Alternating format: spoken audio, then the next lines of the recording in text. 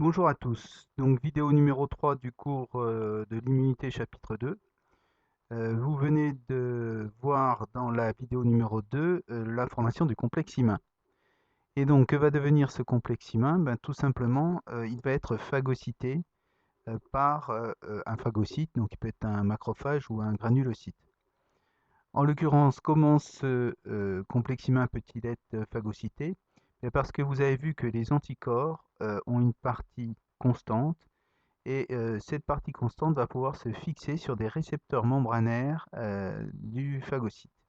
Donc le phagocyte va attraper le complexe humain par la partie constante des anticorps, ce qui va permettre de phagocyter d'un coup le complexe humain, c'est-à-dire les bactéries avec ses déterminants antigéniques ou tout pathogène neutralisé par des anticorps.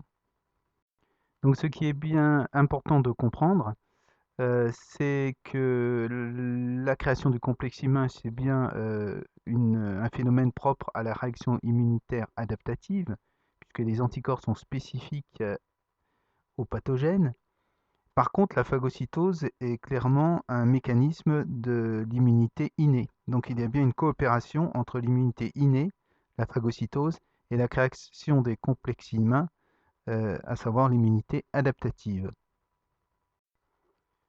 Ensuite, dans le petit 4, on voit l'origine des anticorps. Donc en fait, cette petite expérience théorique pour montrer que les anticorps sont produits par des lymphocytes spécifiques. Donc vous voyez un mignon petit cochon heureux et volontaire à qui on a fait inhaler le virus de la grippe. Ensuite, on prélève ces lymphocytes que l'on va mettre en culture.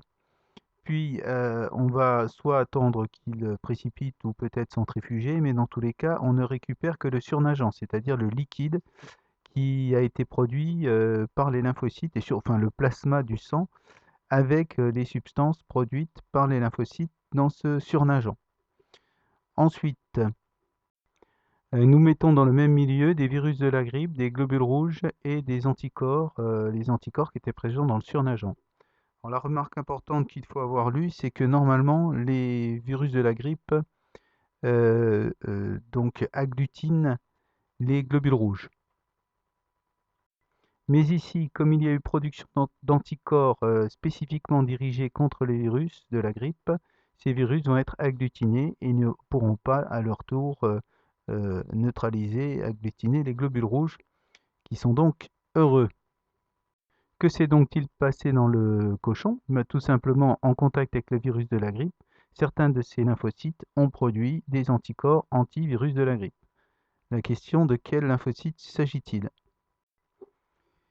On vous explique que ce sont les lymphocytes B qui produisent pardon, les anticorps, mais qu'un lymphocyte B, lorsqu'il a reconnu son antigène, enfin l'antigène pour lequel il est spécifique, va se différencier en une grosse cellule productrice d'anticorps qu'on appelle un plasmocyte. Donc voici le schéma que vous devrez savoir refaire. Donc à quoi reconnaît-on un plasmocyte? C'est une grosse cellule munie d'un énorme réticulum endoplasmique granulaire, autrement dit d'une structure de synthèse protéique. Rappelez-vous de votre première, transcription-traduction. Donc la traduction ayant lieu dans le cytoplasme au niveau des ribosomes qui peuvent être localisés le long de ces sacs qu'on appelle le réticulum. Puis ensuite, les protéines vont être exportées à l'extérieur, donc exocytées, c'est l'exocytose, emballées dans des vésicules formées par l'appareil de Golgi. Bon, c'est pas à savoir, c'est juste pour comprendre la légende. Ces protéines, en l'occurrence, quelles sont-elles? Ce sont des anticorps avec une production très spectaculaire puisque vous avez jusqu'à 5000 molécules d'anticorps produites par seconde par un plasmocyte.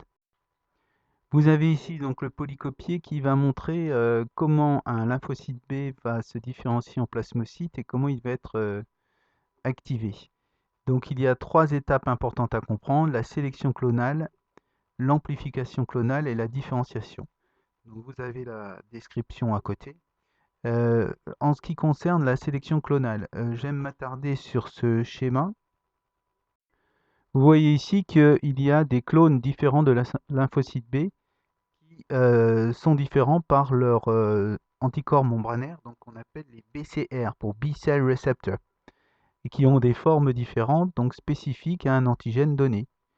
Donc un seul lymphocyte B va reconnaître, enfin un clone de lymphocyte B va reconnaître un seul type d'antigène, donc ne sera activé que par un type d'antigène.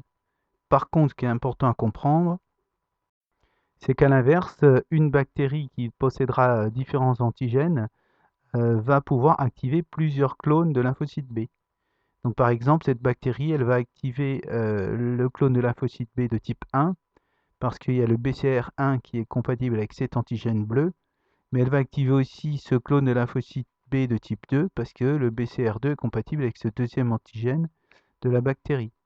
Donc un même pathogène peut activer plusieurs clones de lymphocyte B, mais un seul type de lymphocyte B n'est spécifique que d'un seul type d'antigène. Donc une fois ces sélections clonales réalisées, il y a l'amplification, tout simplement une multiplication par mitose. Donc on a un nombre bien plus conséquent de lymphocytes B. Donc ceux-ci, on les appelle les clones de lymphocytes B préexistants. Et donc on en a un nombre bien plus important après ce premier contact. C'est l'amplification clonale.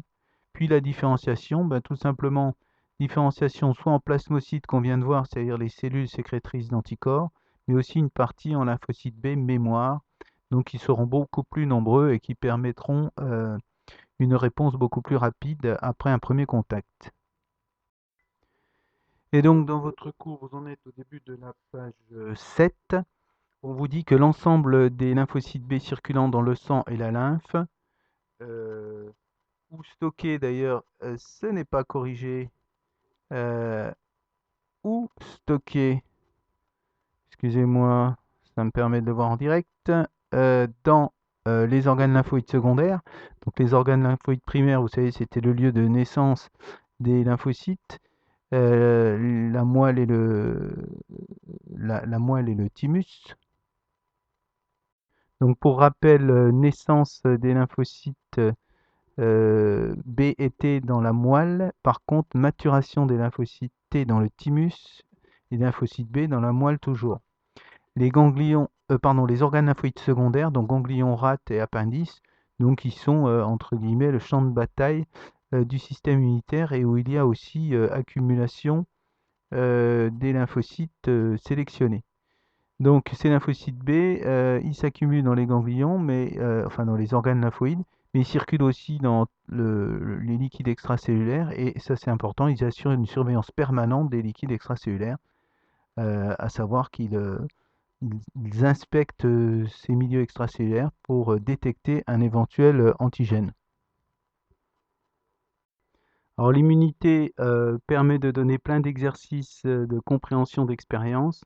Vous en aurez d'ailleurs à la fin de ce chapitre 2. Il faut avoir fait les deux, immunité innée et adaptative, pour déjà s'intéresser. Alors vous avez un premier exercice ici où on martyrise une pauvre petite souris et où il faut comprendre les résultats. Alors vous savez que la salmonelle, c'est à l'origine la salmonellose, donc qui est une maladie qu'on peut attraper avec l'alimentation. Et ici, vous injectez des antigènes de salmonelle à une souris et vous récupérez ces lymphocytes. Vous faites traverser ces lymphocytes dans deux colonnes différentes. Une première colonne qui a des billes de latex sans rien, et une deuxième colonne qui a des billes de latex pourvues d'antigènes de salmonelle. À la fin, on va tester la production d'anticorps anti-salmonelle par une souris à qui on aura réinjecté les lymphocytes ayant traversé le dispositif. Donc c'est une autre souris, vous voyez, souris A, souris B, souris C. Ces souris, ici en 4, ont été irradiées.